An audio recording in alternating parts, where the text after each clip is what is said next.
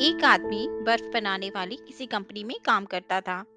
वो हर रोज कंपनी बंद होने से ठीक पहले कंपनी के कुछ हिस्सों में चक्कर लगाया करता था।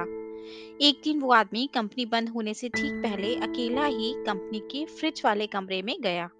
यहाँ गलती से उस कमरे का दरवाजा बंद हो गया। फ्रिज वाले कमरे का दरवाजा बंद हो जाने की वजह से अब वो आदमी वहीं फंस गया। हालांकि छुट्टी का वक्त हो चुका था, इसलिए सभी लोग अपने घर जाने लगे थे। किसी ने भी इस पर ज्यादा ध्यान नहीं दिया कि वो आदमी फ्रिज वाले कमरे में फंस गया है। कमरे में अकेला फंस जाने की वजह से वो आदमी बहुत घबरा गया। लेकिन थोड़ी देर बाद वो समझ गया कि अब तो 3-4 घंटे के बाद वो बर्फ बन जाएगा। मौत को पास आता हुआ देखकर कमरे में फंसा आदमी चुपचाप एक कोने में बैठ गया और भगवान को याद करने लगा। वो भगवान से जीवन में किए गए अपने बुरे कर्मों के लिए क्षमा मांगने लगा।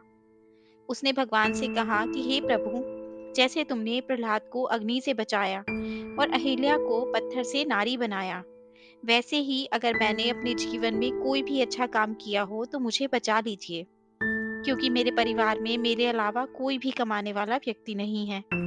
मेरे बच्चे भी अभी काफी छोटे हैं।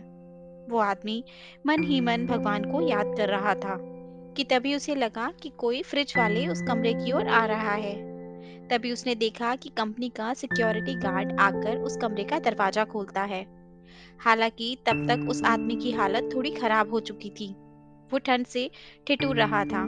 गार्ड उस आदमी को आग के पास ले जाता है, जहां थोड़ी देर बाद उसकी तबीयत थोड़ी सही हो जाती है।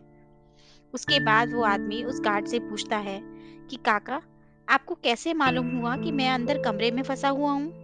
गार्ड बोलता है, साहब, मैं यहाँ कई सालों से काम कर रहा हूँ। हर रोज कई मजदूर और कई अफसर गेट से होकर गुजरते हैं, लेकिन सभी लोग यहाँ से ऐसे गुजरते हैं जैसे यहाँ कोई खड़ा ही ना हो।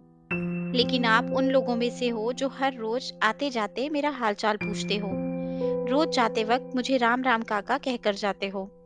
आज सुबह आते वक्त आपने मुझसे हालचाल पूछा था, लेकिन शाम में आप मुझे दिखाई नहीं दिए।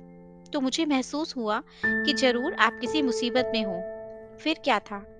उस आदमी ने सोचा कि केवल हंसकर आने जाने हाल चाल पूछते रहने से, राम राम कहने की वजह से आज मेरी जान बच गई। दोस्तों, इस कहानी से हमें ये सीख मिलती है कि हमें सबके साथ अच्छा व्यवहार करना चाहिए, चाहे वो हमसे छोटा हो या बड़ा। इससे हमारा कुछ नहीं जाता और इन सभी चीजों का फल भी हमें किसी न किसी रूप में जरूर मिलता है। दोस्तों, आशा करती हूँ आपको ये कहानी अच्छी लगी होगी और जरूर कुछ नया सीखने को मिला होगा। आपका एक लाइक, शेयर और सब्सक्राइब हमें ऐसी ही और वीडियोस बनाने के लिए मोटिवेट करता है।